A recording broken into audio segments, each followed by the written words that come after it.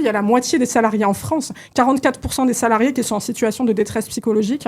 On souffre au travail. Ce qu'on dit depuis le début, on n'est pas valorisé, on n'est pas reconnu. Il manquerait plus que ça qu'on se dise je vais cacher mes tatouages, je vais cacher le fait d'être LGBT+, mais respectez-vous. Vous avez énormément de valeur et en fait, de se travestir en allant en entretien et en se disant la charge mentale terrible de dire je suis une personne racisée, je vais lisser mon afro parce que peut-être que ça leur pose un problème.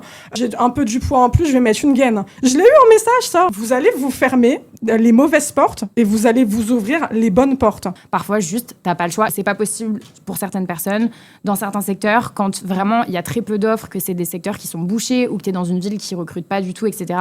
Il y a des filles qui doivent enlever leur voile pour aller travailler et je suis désolée que ça existe encore, mais ces filles-là, si elles le font, c'est qu'elles n'ont pas d'autre choix pour pouvoir payer le loyer. Aujourd'hui, dans le marché de l'emploi actuel qui est difficile, où il y a beaucoup de gens qui envoient des centaines de CV et qui, franchement, essayent de pousser toutes les portes possibles et qui restent sans emploi et qui finissent parfois en précarité, même si je suis d'accord sur le fait qu'on ne devrait pas se cacher et le travail ne devrait pas nous définir et on ne devrait pas définir notre identité par rapport au travail, mais malheureusement, ce qui est réel aujourd'hui, c'est qu'il y a des gens qui n'ont pas le choix.